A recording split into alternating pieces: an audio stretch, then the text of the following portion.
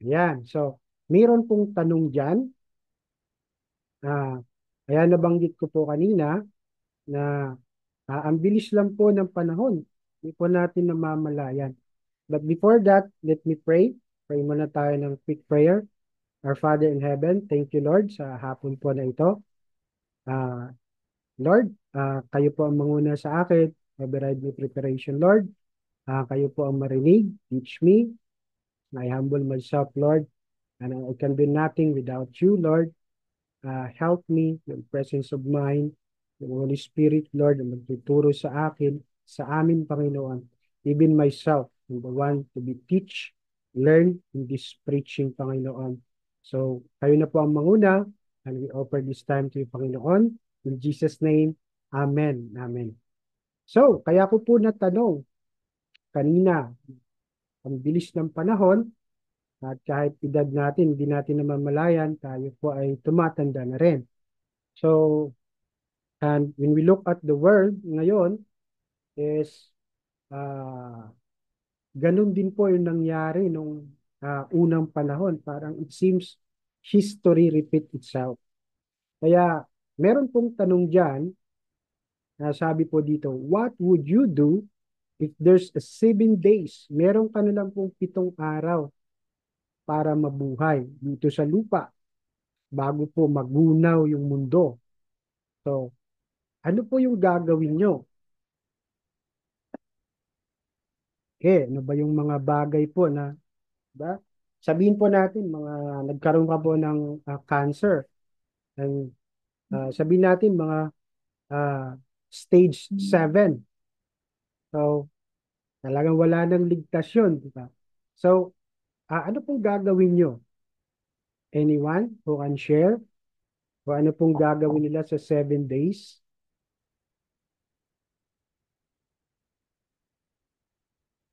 Meron bang mag-share? Thumbs up? Andyan pa ba? So, siguro po, Opo. Brother Mark, Okay, gagawin Brother Ren, ko, sige. siguro, dahil nga sa, siguro, ilang oras na lang yung buhay ko, Hmm. siguro, ipagkakatiwala ko na lang sa Panginoon kasi hindi ko naman alam kung ano yung mangyayari sa akin. Ngunit, sabi nga sa pangako ng Diyos, may pangako ang Diyos na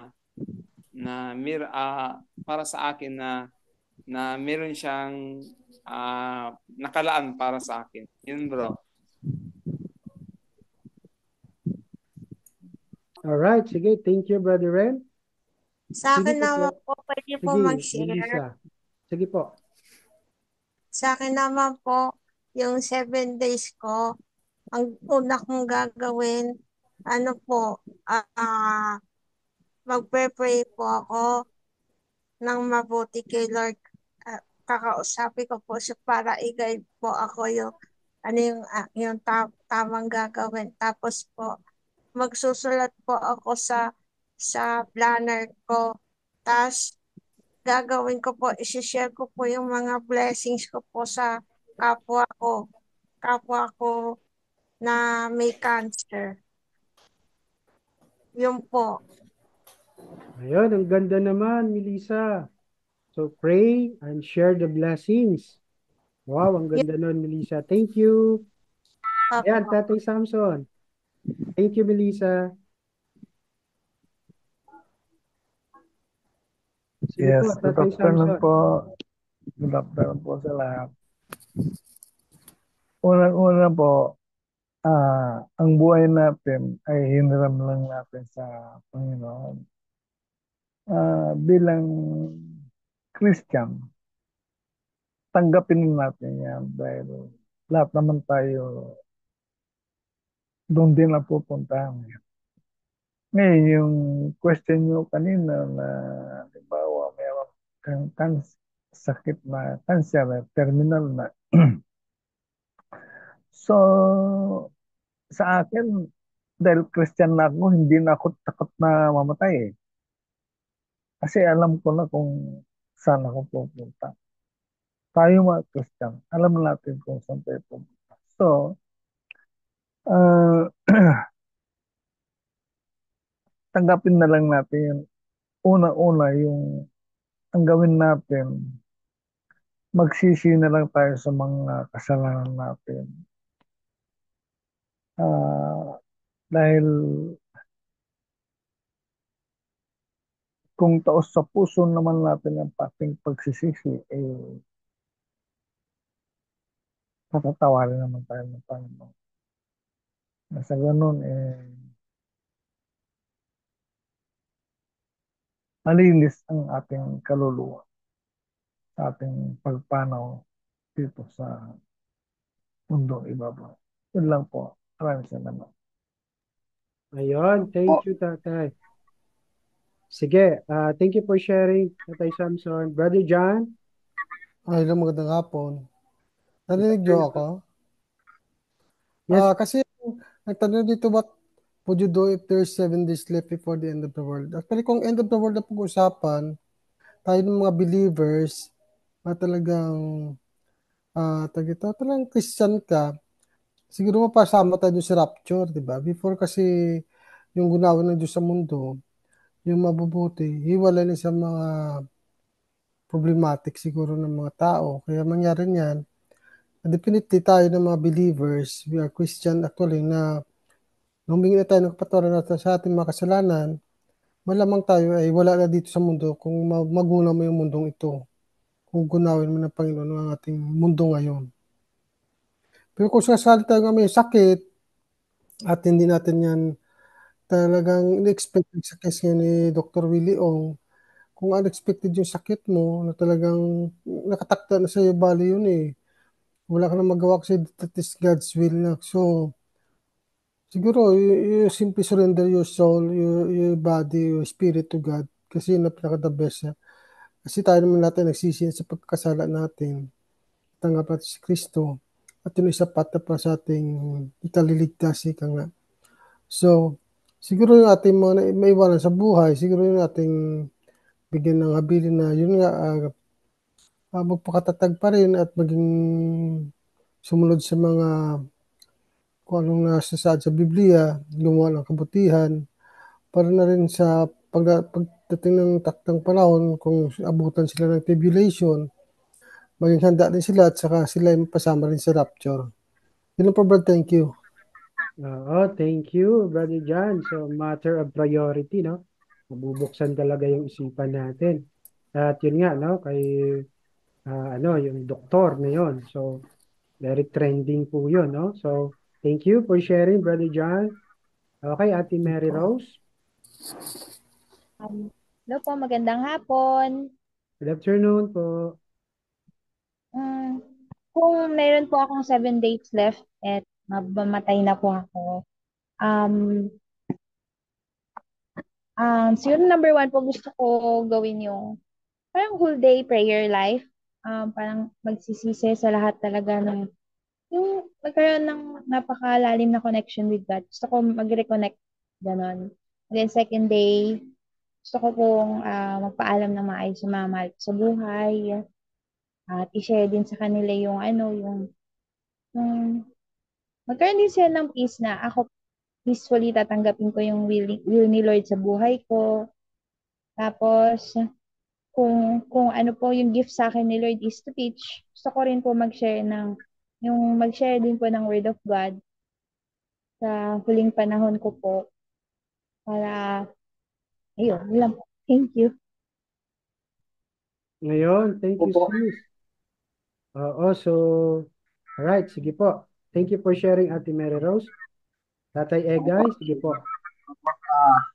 Kung po ay may 7 araw lang para mabuhay, so diyan po na sinabi nila, ako sabi ko po si Lord na gusto po ako sa lahat na akong nagawa. Nabubuhay ako ng buhay pa. At so kung humingi ng tawad sa mga taong nasaktan ko, especially sa mga anak ko, saka, salamat po ako kasi sabi niyo po ako ng pangalawang buhay ni Lord bago po ako kunin niya. At alam po po naman na kung saan ako pupunta, kaya ako po yun. Hindi po, nagkakapon po. Ayun, thank you, Tatay Egay. So, nagiging seryoso po tayo sa mga bagay, lalong-lalo na sa Diyos. Doon pa lang may isip na po natin yung priority. Ano yung mahalaga? Kasi ang bilis po ng araw. Sabi ko nga kanina, napakabilis. Hindi mo po namamalayan. Maliliit pa lang yung bata. Mga ilang buwan na, ang laki na. Ha? Lilipas na, hindi mo alam. Ganitong panahon na yung lumipas. So, kaya ano yung connection yan sa magiging title ng ating pag-uusapan ngayon? Kuya Mike, thank you for sharing po. Maraming salamat sa nag-share. So, yan. So, ayan po ang ating title today. Huwag makiayon sa mundo. In Genesis chapter 6, verse 5 to 8, yan po ang ating chapter, key verse, at ang Hebreo 11:7. Yan, so,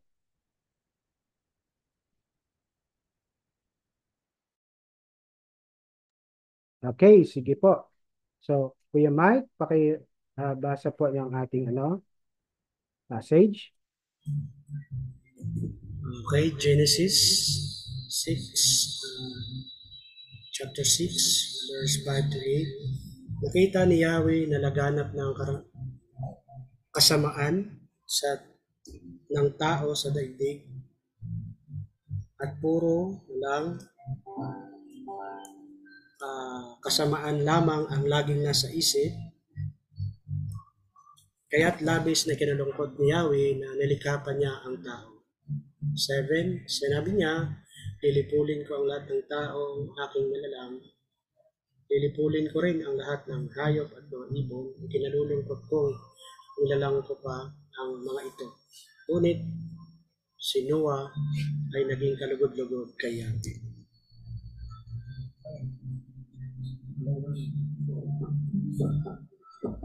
Ayun, thank you Kuya Mike.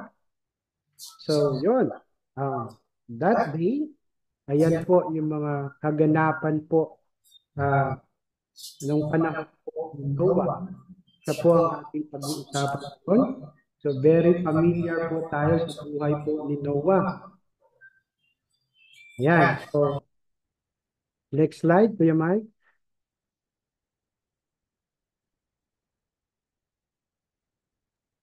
Ayan. So, diyan, laganap po ang wickedness ng mga tao at ginagawa lang po nila ang kanilang naisin. Lahat ng mga gustuhan nila, in short po, ang kalooban po nila ang sinusunod nila. At kapag tiningnan po natin ngayon, wala pong pagkakaiba sa the Old Testament to the New Testament hanggang ngayon po. Wala pong pagkakaiba ang mga tao. They live in the flesh. Namumuhay po sila sa alaman. Kung ano po nila ang gusto nila. You only live once. So gawin na natin kung anong gusto natin. In short po, hindi po sila sumusunod sa kalooban ng ating Panginoon. Okay? So, ayan po. Next slide, Kuya Mike. Ayan. So, basahin ko na lang po yung ating next passage. Sige, Kuya Mark Pinggol, pwede mo bang basahin yung ating next verse? Okay po. Sa Hebreo 11, verse 7. Dahil sa pananampalataya, pinakinggan ni Noe ang babala ng Diyos tungkol sa mga bagay na mangyayari. Ngunit hindi niya nakikita, gumagawa siya ng isang malaking barko upang siya at ang kanyang pamilya ay maligtas sa pamamagitan nito. Ay tinatulan ng sanlibutan, ngunit si Noah ay ibinilang na matuwid dahil sa kanyang pananampalataya sa Diyos. Ayan, so thank you. Thank you, Kuya Mark. So, ito yung promise ni Lord kay Noah dahil po diyan sa pagsunod ni Noah ay siya po ay naligtas at ang kanyang mga pamilya at yung kanyang mga anak. So, ano po yung apat na punto? Meron po tayong apat na punto na pagbubulay-bulayan ngayong hapon. So, the first is Ayan. So first, na makikita po natin doon sa passage is the warning from God. Sabi po ng Diyos, sabi po ng Diyos kay Noah in Genesis chapter 6 verse 13, sinabi po ng Diyos kay Noah na napagpasyahan niya na lipulin po ang daigdig. Kasi wala po siyang makita kundi kasamaan, makasalanan po ang tao. Human nature, we are sinners. Baga sa laman po tayo nabubuhay on that day, kaya nakakalungkot pong isipin. Kaya sabi ng Diyos, Noah, umabot na sa sukdulan ang kasamaan ng mga tao. Kaya napagpasyahan ko, naggunawin na ang mundo. So, next slide, Kuya Mike. So, ayan, tingnan muna natin. From the beginning, ang ganda po ng pagkakalikha sa atin. Everything was good in the book of Genesis. Napakaganda po nun. Lahat, in the first day, second day, third day, fourth day, ang ganda po ng pagkakalikha sa atin. Nilikha ng Diyos lahat ng kailangan natin. And then, He created man. So, sabi ng Diyos kay Noah, dahil umabot na sa sukdulan ang kasamaan ng tao, pinapagawa po siya ng arko. So that time, hindi po alam ni Noah kung ano yung arko, the ark, Noah's ark. So wala po siyang kaalam-alam because that day, hindi pa po nagpapaulan ang Diyos. Wala pang talagang parang bumabagyo, wala pa po yun, hindi pa po nila nararanasan. You can check sa Genesis chapter 6 po kung para ma-validate nyo yung sinasabi ko. So, walang ka-idea si Noah. Ang Diyos, merong instruction na ganito, Noah, okay, this is my instruction at ito yung gagawin ko.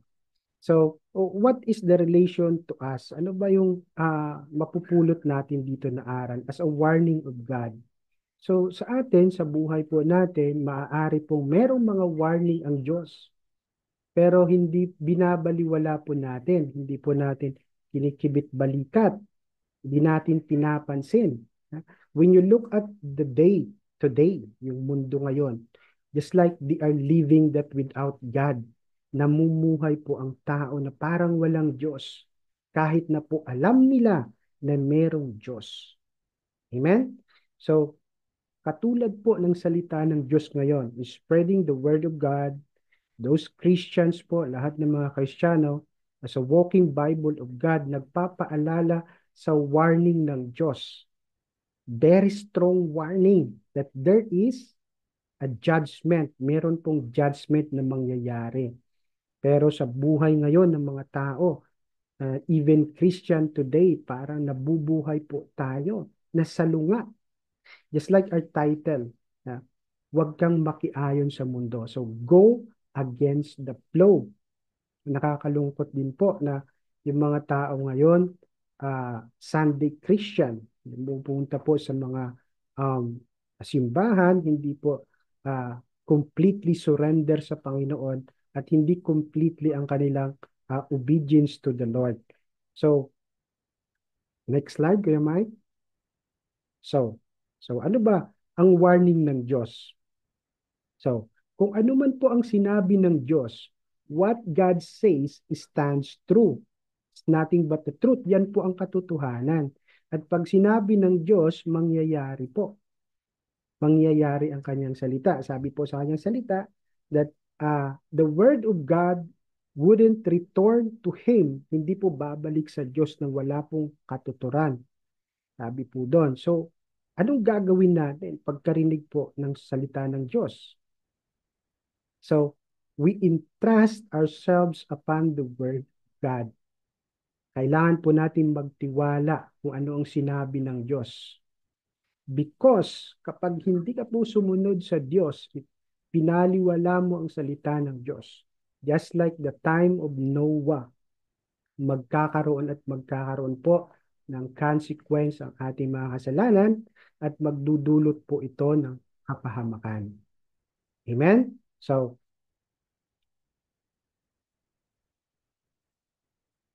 okay. So, the promise of God in 2 Peter chapter 2 verse 9 to 10. Sino po yung Tatay Rinante, Yeah, pwede mo bang bro. basahin? Sige po. Sige. Sino po ang pwedeng magbasa? Ako na lang po. Sige po. Sige. Sinabi dito, pangalawang Pedro, Kabanata 2, talata 10 hanggang 10. Kaya alam ng Panginoon kung paano ililigtas mula sa mga pagsubok ang mga tapat sa Kanya. At kung paano paparusahan ang masama hanggang sa araw na sila ay hatulan. Lalo na ang sumusunod sa mahalay na pagnanasa ng katawan at ayaw kumilala sa may kapangyarihan. Amen. Thank you, bro. So, the warning of God, the strong warning of God, upon His warning, there is grace. Meron pong grace. Sabi po dito, sa book of Peter, sinabi po dyan na alam daw ng Diyos kung paano niya ililigtas sa mga pagsubok. Kaya kung ano man yung mga pagsubok natin ngayon, God knows it. Alam niya po kung anong pinagdaraanan natin, kung anong hirap natin. Tayo po may mga kapansanan, may mga kapansanan, disability, mga limitasyon po tayo, pero alam po ng Diyos yan. That's why when we receive Jesus Christ, meron po tayong eternal life and salvation. Just like in the time of Noah, dito po, pinaalala ng Panginoon sa verse na to, 2 Peter chapter 2 verse 9 to 10, na alam ng Diyos kung paano niya ililigtas yung mga taong sumusunod. Para ito sa mga taong tapat ang pananampalataya at sumusunod po sa Panginoon. At ano po ang mangyayari sa mga taong hindi po susunod sa Kanya? Sabi po dito, there is a punishment. Paparusahan ang masasama hanggang sa araw na sila ay hatulan. So there is a wrath, this is a judgment. By the way, the wrath of God, kasi madalas po natin, naririnig po natin na the grace of God, patatawarin tayo ng Diyos. Hindi gagawin ng Diyos yan. Kasi kung may Diyos talaga, ganito. Yan mga naririnig natin ng mga deception po ng kalaban. Pero ang patience ng Diyos ay meron pong hangganan. Tama po. At ang context po nito na sinasabi po sa atin na meron pong kaparusahan ang lahat po ng hindi makikinig sa kanyang salita. Part of the wrath of God is being God. Ano po ibig sabihin nun? Ang pagka-Diyos niya, kaparte po ang wrath. Why? Because our God is a God of justice. Diba? He's a just God. So, kaakibat po ng kanyang pagmamahal, ng kanyang biyaya. Kasi ang imperno, hindi po para sa atin. Para po yun kay Satan. Para po yun sa mga fallen angels niya. Hindi po para sa atin yon. Kaya nga sinasabi ng Diyos, ibinigay ko ang bugtong kong anak. Because God doesn't want us to perish. So dito po again, sinasabi po dito ng promise ng Diyos na kapag tayo po ay lumakad sa Kanya, makakasumpong po tayo ng kaligtasan. Kaya nga po naligtas po ang mga pamilya ni Noah and si Noah. Okay, and second thing, look at the second promise of the Lord. So, sabi po dito, Brother Mike, pwede mong basahin.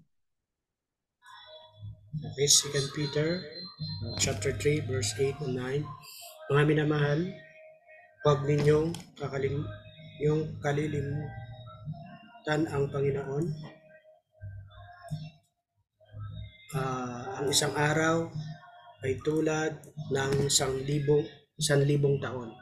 At ang 1,000 taon ay tulad ng isang araw lamang.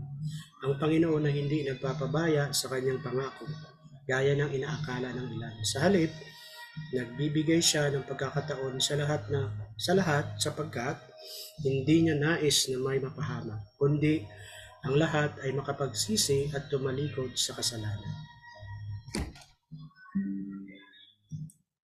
Okay, thank you Kuya Mike. So, the Lord, yung sinasabi po sa passage na to, yung grace ng God Kaya po siya nagtitimpi. Meron siyang pasensya kasi lahat po tayo ay gusto niya pong maligtas as much as possible. Kaya kapag naririnig natin ang salita ng Diyos, bakit paulit-ulit? Minsan may mga ganun po tayo na isip, bakit paulit-ulit ang salita ng Diyos? Naririnig natin, nare-remind tayo. Kasi as much as possible po, kaya nagtitimpi ang Diyos ay hindi niya po gusto mapahamak tayo. Gusto niya po maligtas tayo. Kaya binigay niya si Jesus, ang kanyang bugtong na anak, para bigyan tayo ng pagkakataon. Lahat po na nakakarinig ng salita ng Diyos, He wants us to be saved. Pero ang nakakalungkot po, ang tao po ay salungat sa agos sa kalooban ng Diyos. That's why we need to be aware na merong warning po ang Diyos. Meron siyang warning, babala yan. Di ba napakagandang isipin na bago gawin ng Diyos, like in the time of Noah, bago niya i-execute ang dilubyo na darating, He gave a warning. Binigyan niya ng babala. Nakakalungkot isipin. At the time of Noah, siya lang po ang lumalakad sa Diyos. Amen? Can I get amen for that? At lahat po ng tao ay hindi na po sumusunod sa Diyos. So, this seems like impossible, parang imposible na sinuwa lang ang lumalakad at that time. Kaya pag binasa niyo po ang Bible, sino pa yung mga taong lumalakad sa nakasama ang Diyos? Si Enoch, right? He walked with God, kaya po siya kinuha. Okay, he lived at, I think, 365 days. He walked with God. Seth, si Seth po, yung ikapitong salin lahi, nung chronological ng lahi po ni Seth, ni Adam. And sino pa po? Si Job. They walk righteously at the time. Kaya, parang imposible, Lord, pero pinakita ni Noah na kaya po nating sumalungat sa agos ng mundo. Huwag tayong makiayon sa mundo. Kasi po, hindi naman po tayo dito. Logically, hindi po tayo taga rito. Diba? Yung mundong nilikha ng Diyos from the beginning ay napakabuti. Gusto niya po doon tayo. Kaya nga there's a new heaven, a new earth na nilikha ang Diyos, sinanda ang Diyos.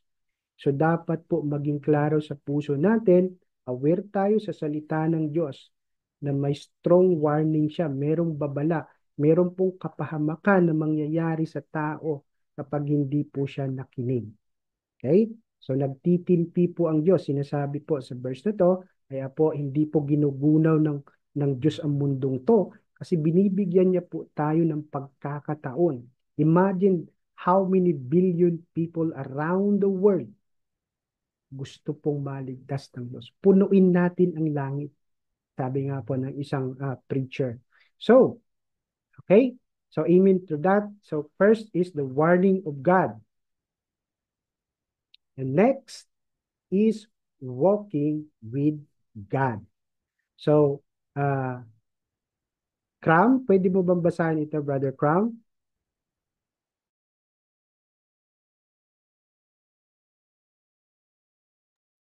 Andiyan ka pa ba, Cram?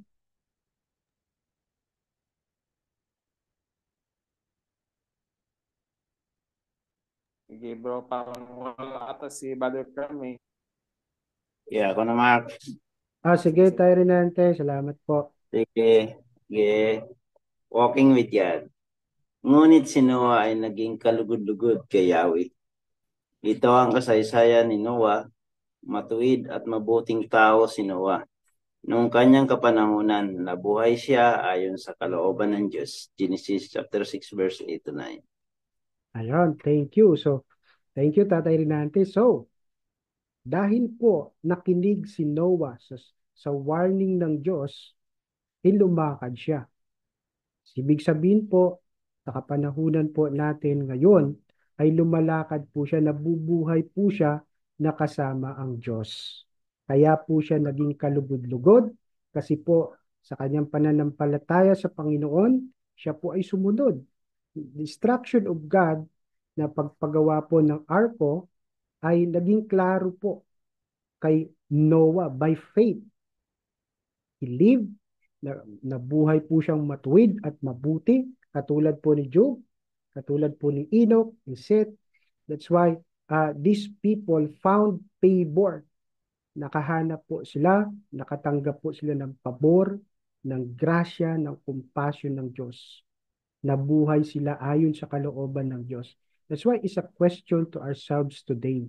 Are we walking with the Lord? Nabubuhay pa tayo na kasama ang Diyos? Because if we are aware sa salita ng Diyos, maging klaro po sa ating isipan, maging klaro po sa ating buhay na dapat buhay tayong kasama ang Diyos. Amen?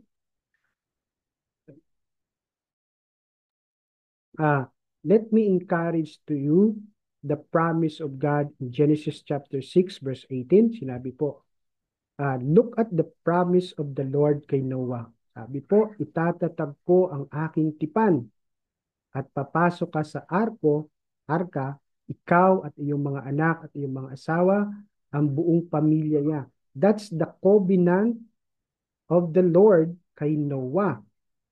Sabi niya, kasama ng inyong mga anak, ng buong pamilya mo, sasakay kayo, papasok kayo sa arko. Okay? So, what does it say? So, kapag tayo po ay lumakad na kasama ang Diyos, by the way, hindi naman tayo perpekto sa pagsunod natin sa Diyos. Every one of us, napakarami pong dapat baguhin. Pero ang sinasabi po dyan, na pagpipitagan, lagi po natin, we are doing our best to keep the faith as we walk with the Lord. Ginagawa natin ang makakaya natin para tayo ay makasunod. There is credibility, there's integrity. Pag sinabi po na Kristiyano ka, you are walking with God. Kasama mo siyang nabubuhay. And look at the promise of the Lord. Maliligtas din po. Kaya nga po, tayo ang ilaw, tayo ang asin sa mundong to, sa pamilya natin, sa trabaho natin, sa kapwa natin PWD. Magiging asin at ilaw tayo. Kasi nababalidate na tayo po talaga ay lumalakad na kasama ang Diyos. Sinusunod natin ang Diyos, not for the sake of any reason, but para ipakita na sa kabila po ng ating kalagayan, we had the capacity to obey the Lord and to live with the Lord. Amen? So, ayan. So, ito yung mga promise. Ito yung mga pinagawa ng Panginoon kay Noah. So, ano yung pulot natin na aral dito? So, very specific ang Diyos. Very specific yung kanyang utos kay Noah. At si Noah naman, ang ganda naman. Kasi sinusunod niya, ito po yung sukat. Okay? Very, very meticulous. At napaka-specific, napakaganda. And, okay, so basahin nyo na lang po yung mga verse na yan. And sabi po dito in verse 15, aking alalahanin ang aking tipan. Okay? Aalalahanin ng Diyos ang tipan niya po kay Noah. That was the promise of the Lord. At sabi niya, magkakaroon po ng bahaghari. Yun po ang tanda ng tipan ng Diyos. Nakakita na po ba kayo ng bahaghari? Rainbow? Thumbs up nga po. Amen? Para may nakikinig pa. Yes po. Meron po? Nakakita Yes, na po kayo? amen. Yes, bro. Amen. Okay. Amen. Alright. Sige po. Next slide tayo, Kuya Mike. Ayan. So, walking with God. So, as we walk with God, kasama natin pong namumuhay ang Diyos sa ating buhay is to work with God. Partner tayo. Ang ibig sabihin po nito, kapartner tayo ng Diyos. Kasi hindi naman po mag-uutos ang Diyos. Na sige, bahala ka na Kuya Mark. Eto gawin mo to. Napakaganda, napaka-gracious ni Lord. Kasi sasamahan tayo. Kung mayroon pong pinapagawa ang Diyos, yun ang kagandahan. Kasama natin ang Diyos. Partner.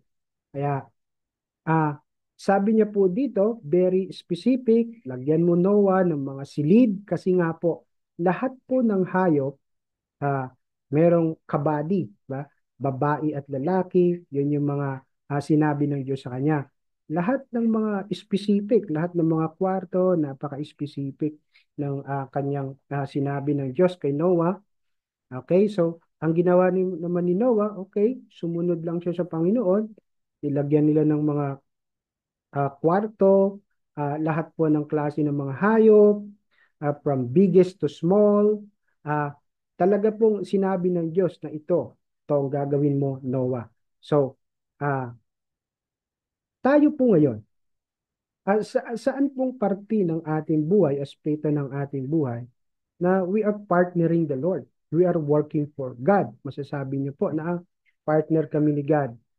Kasama ko siya sa aking trabaho, sa aking ministeryo, sa mga ganyan po ng mga bagay.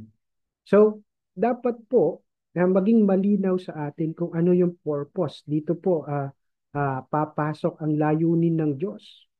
Kasi niligtas tayo ng Diyos para tayo maging papapala, para din po tayo po ay niligtas tayo ng Diyos para maging instrumento tayo para maikalat ang mabuting balita. Ang layunin ng Diyos sa buhay ninyo po, sa atin po ay hindi lang po tayo iligtas. We must be a testimony of our people that are kailangan pong marinig ang salita ng Diyos. Tayo po ang living testimony. Okay? So, our heart must be questioned. Kasi hindi ka po pwedeng ikaw na lang maniobra ng buhay mo. There is always partnership. Kaya ang ganda po ng gusto ng Diyos. He wants to be involved in every aspect of our life. At ang ganda kasi pag may pinagawa ang Diyos, kasama siya. Yun po ang kagandahan po. Okay? So ito po, in Genesis chapter 7, this is the word of the Lord also.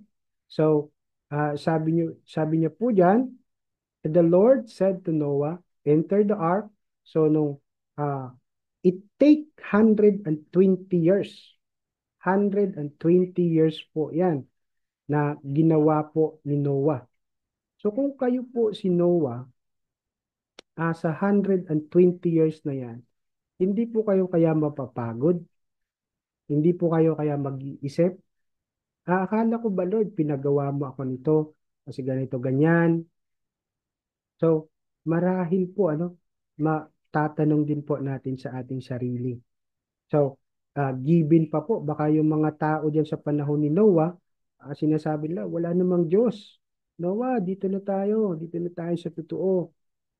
Ayan, siguro maraming mga temptation, no? Maraming mga nagmamak kay Noah at the time. Pero pinakita po ni Noah, he became faithful to the Lord. Ang sabi po diyan sa verse 4, for after 7 more days, I will send rain to the earth, 40 days and 40 nights, and I will wipe out from the face of the land and every living thing that I have made. So nakakalungkot. Sabi ng Diyos, gugunawin ko na ang mundo. Lahat ng ginawa ko from the end, napakabuti po. Sabi ng Diyos, gugunawin ko na Noah. So, that's the incident po in chapter 7.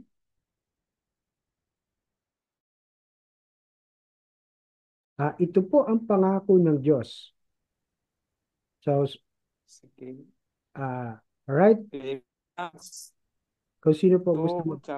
Sige. Verse 12-13.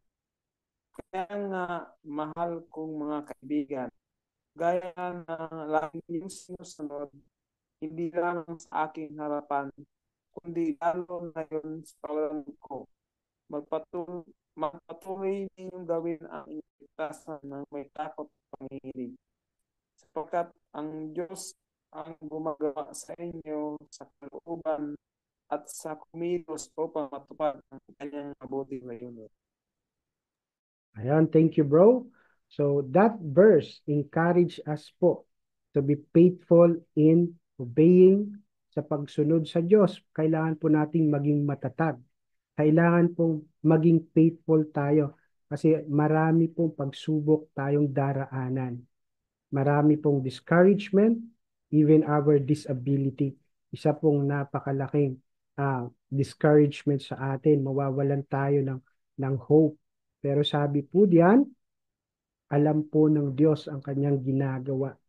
Alam niya po ang makakabuti sa atin.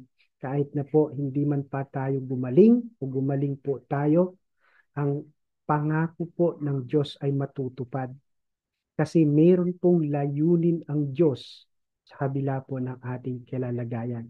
Sabi nga po, the end, ang wakas po ng lahat ng ating paghihirap, suffering, whatever trials that you are in situation today and tomorrow, ang pinakalayunin po niyan ay mabago ang ating pagkatao. To be conformed to the image of His Son, into Christ likeness. Yan po ang layunin ng Diyos sa atin. And di ba po, 120 years lang naman dito sa lupa. Compare to the eternity. Ano po yung gusto nyo? 120 years old or eternity? Can I say amen? Gusto nyo ba ng eternity? Yes, amen. Amen, amen. Let's go. Ay, salamat. Gusto lahat po ay assume. Yan. Lahat tayo dito gusto nating mabuhay, di ba? Kaya nagpapagamot ang iba kasi gusto pa nilang mabuhay, di ba? Pero there is a promise na napakaganda na wala na pong sakit. Even the world, kahit na po itong mundo na to, ito po ay nasasabik na siya ay mapalitan. Kung hindi po ako nagkakamali sa Book of Corinthians, hindi ko na ma-remember yung verse, no? Pati po itong mundo, when you look at the world today, nakaka-stress.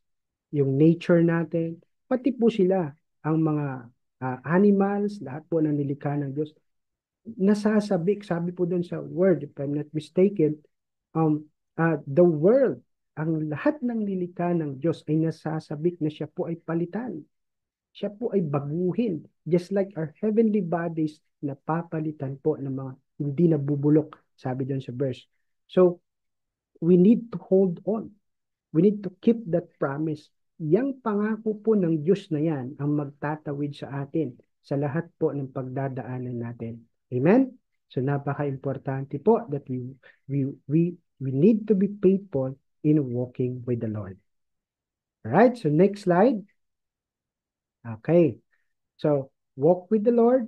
Okay, working for the Lord. So, tayo na po ang gagamitin ng Diyos, okay, to be a witness na sa mundo pong makasalanan, sa mundo po na parang ang tao po ay parang wala na lang, wala nang meaning ang buhay. Ganun na lang ba ang buhay? Kumain tayo, matulog tayo, okay, pumunta tayo sa school, every routine, parang paulit-ulit. Ganun lang ba yung buhay? We are a witness of God that there is a promise. Merong pangako, merong nilayon ang Diyos para sa atin na mabuhay po tayo sa walang hanggan, makapiling po natin ang Diyos. So anong gagawin mo? Gagawin niyo po. So ang inyong buhay, tayo po ay magiging saksi ng Diyos. We are the light and salt of the world. Kaya nga po dapat huwag tayong makiayon sa mundo, sabi dun sa Romans. Huwag tayong makiayon. We are Christian. Meron tayong distinction. Meron tayong pagkakaiba. Kasi ang tunay po na sumusunod sa Diyos ay nasa liwanag. He is in the light. Tama po. So how can you be the light kung ayaw mo pong sumunod sa Diyos? Ayaw mo pong lumakad sa Diyos? Ayaw mo pong maging partner ka ng Diyos? Sabi dito sa ating pinag-aaralan, witness ka, saksi ka ng Diyos na kaya nating mabuhay sa mundong tong makasalanan. Sa mundong to na puno ng violence, kapighatian, you can be a witness. Diba ang sarap noon? You are a part of the kingdom of God. We are kingdom builder. Tayo po as a church ng Diyos, ay lahat po tayo ay mahalaga. Lahat po tayo mahalaga. Makapag-share ka lang ng isang verse, It's a very big, napakalaking impact nun. Lalong-lalo na po ang matuwid po nating pamumuhay. Alright, so let us read this verse. Sino ba ang gustong magbasa? Tatay Samson, pwede ka bang magbasa? Yes, bro. Salamat. Sige po. Ah.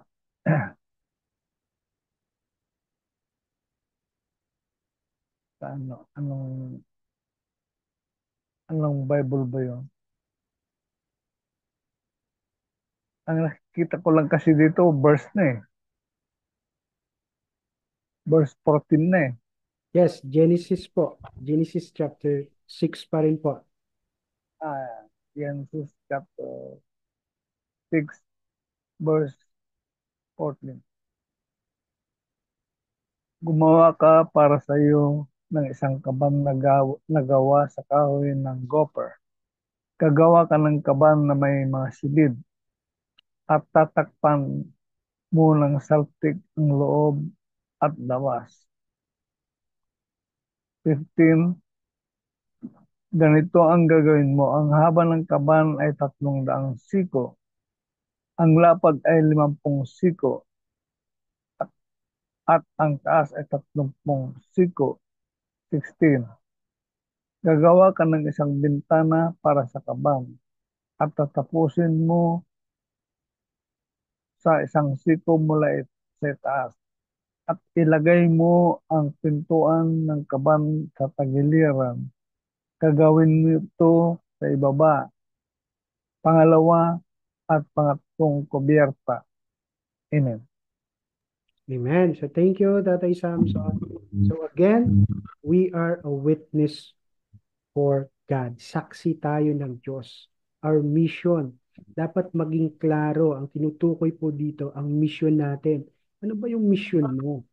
Kasi pag wala pong klarong mission, wala pong direksyon ang buhay natin. Amen? Amen po ba? Do you believe that? Naniniwala ba kayo? Amen, amen. Yes.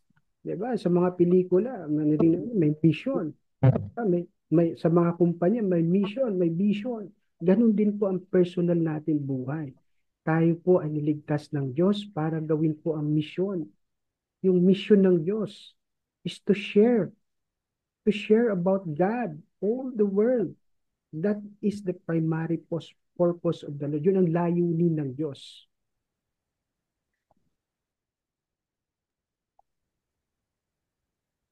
Okay? So, kaya po ang ganda po ng sinabi po ni Dietrich Bonhoeffer. I don't know if I pronounced that correctly, but ayan, forgive me. So, sinabi po niya po ni Dietrich Bonhoeffer, your life as a Christian, ang buhay mo bilang Kristiyano, should make non-believers question their disbelief in God. Wow, ang ganda. So, yung buhay daw po natin na pagiging Kristiyano, tapat po tayong sumusunod, naglilingkod sa Panginoon, ay magiging sasabihin po ng mga taong hindi po nakakilala sa Panginoon o walang Diyos sa kanilang buhay, ay tatanungin po nila, talaga bang walang Diyos? Narinig nyo na ba yan? Sabi po dito ni Bonhoeffer, ganun po ang magiging tanong ng mga tao na sa paligid natin as we live as a Christian, as we live as be a witness for the Lord. Wow, because again, we are the light. We have to eliminate, iilawan ang madilim po na mundo. Kaya nga po kayo ang simbolo ng ilaw sa inyong pamilya, kung kayo man po ay Christian. Let me encourage you, wag po kayong mawalan po ng pag-asa na sila po ay ipanalangin, ipadamo po ang pag-ibig ng Diyos.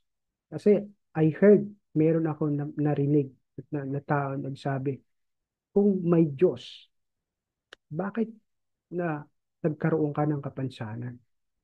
If there is a God who is a loving God, then why does the suffering happening in the world? Bakit ka nagkaganyan? Nangyayari sa mundo natin. So if there's a God, kung meron talagang Diyos, so meron pong ganon na nangyayari sa buhay natin ngayon. Amen? So, your life, again, is a testimony, okay, na merong Diyos because you're living dahil namumuhay ka na may Diyos. So, did you get it? So, yeah. Look at the promise of God in 2 Peter chapter 2, verse 5. Sabi po dito, ako na lang po. At hindi pinatawad ang sinaunang daigdig, ngunit pinotektahan si Noe, isang mangangaral ng katwiran kasama ng 7 iba pa, nang magpasapit siya ng baha sa daigdig ng masama. So, ayan, a promise of God kay, again, sinasabi ng Diyos, yung promise niya po kay Noah. Okay? Sabi niya po na niligtas po ng Diyos si Noah at ang kanyang mga anak, ang kanyang buong pamilya. Kaya nga po ito po ay isang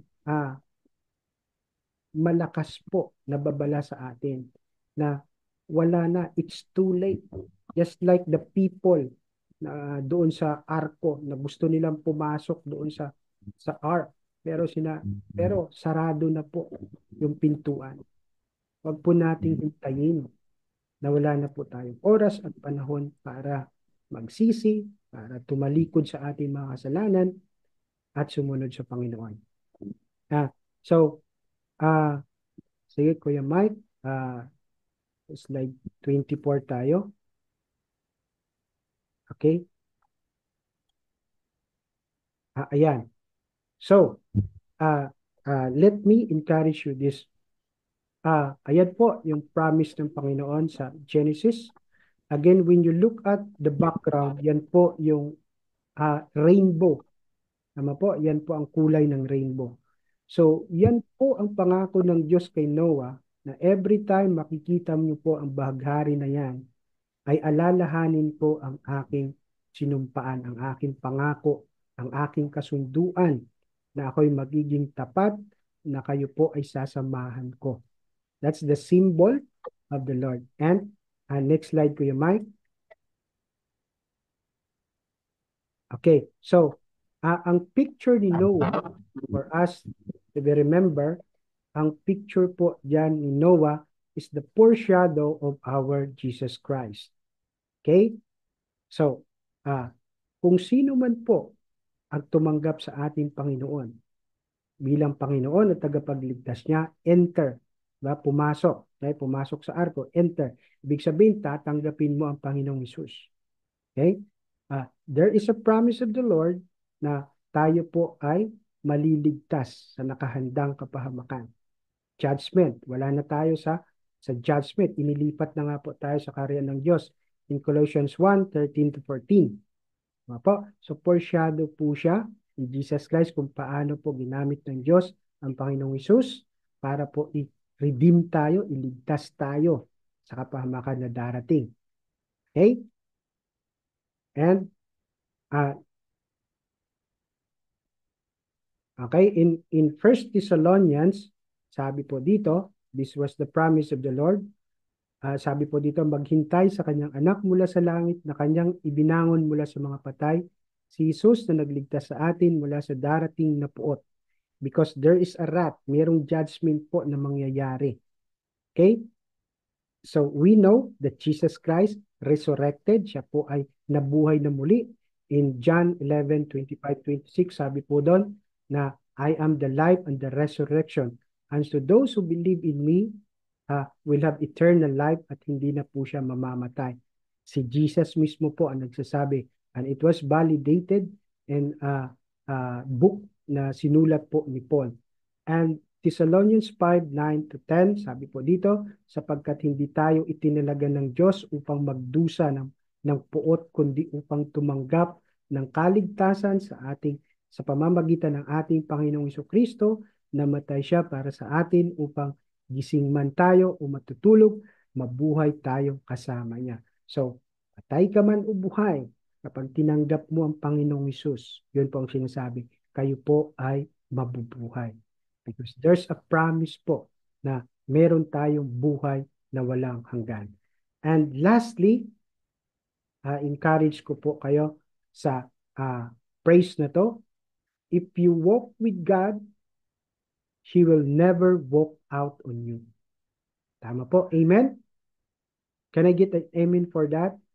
Amen? Ayan.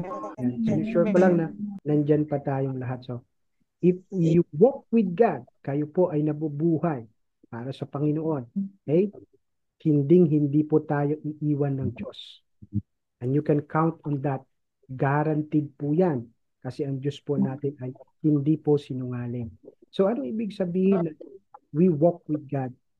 Ibig sabihin po nito, ay tayo po ay matutong makinig, tayo po ay sumunod, tayo po ay magpuri, pasalamatan, at ikalat po natin ang mabuting balita. Kaya very vital again sa ating fundamentals is to pray and to read the Word of God, at kailangan pong yung ating buhay ay makita po ang presensya ng Diyos moment by moment. So wag tayo pong makiayon sa mundo. If you're living with the Lord today, we must be faithful. Okay? Sa kabila po ng, again, ng ating sitwasyon, gaano man kahirap, gaano man katindihan, sapat ang kalakasan ng Diyos. More than we can think, we can experience. Siya po ang magtatawid sa atin sa buhay na to. We have a mission to fulfill. And we can be a witness for God kung tayo po ay lalakad sa kanyang katwiran, lalakad po tayo sa kanyang pag-ibig. Tayo po ang magiging instrumento katulad po ni Noah na naligtas po ang kanyang kapamilya, ang kanyang mga anak. Ganun din po, let's become Noah, the picture of our Jesus Christ. So yun lamang po. And ayan po ang ating question. Kuya Mike. So this is our question. Dalawa lang siya. So first is, kumusta po ang lakad nyo kasama ang Panginoon ngayon? Kasama nyo pa ba si God? Okay? Kasalungat ba yan o kalooban? Salungat ba yan sa kalooban ng Diyos? So i-share nyo naman sa atin para makapag-encourage. And again, our application, ang practical application natin. Paano po natin ito isa sa buhay? Ang ating mga natutunan. So let me pray, just quick prayer. Our Father in heaven, salamat po Panginoon sa aming salitang natanggap. Salamat po sa aming napakinggan. Nawa po Panginoon ay hindi lang po ito pumasok sa aming tenga, sa isang tenga at lalabas po sa isang tenga, Panginoon. Thank you, Lord, that you remind us, Lord, that we need to be faithful. We need, again, to be obedient to your word, at maging aware kami na there's a judgment to come. Kaya po, bawat minuto ng aming buhay ngayon, we need to maximize. Kailangan pong magamit po namin ito, lalong-lalo na po sa inyo, na matupad po namin ang iyong kalooban. Alam namin, Panginoon, na lahat ng aming sitwasyon ngayon ay alam niyo po at kayo po ang may control. Give us the wisdom and insight to encourage one another and to know you more, at para po makapagbigay po ng blessing as a testimony of your goodness to each and every one of us, Lord. Thank you, Lord. This is a prayer in Jesus' name. Amen and amen.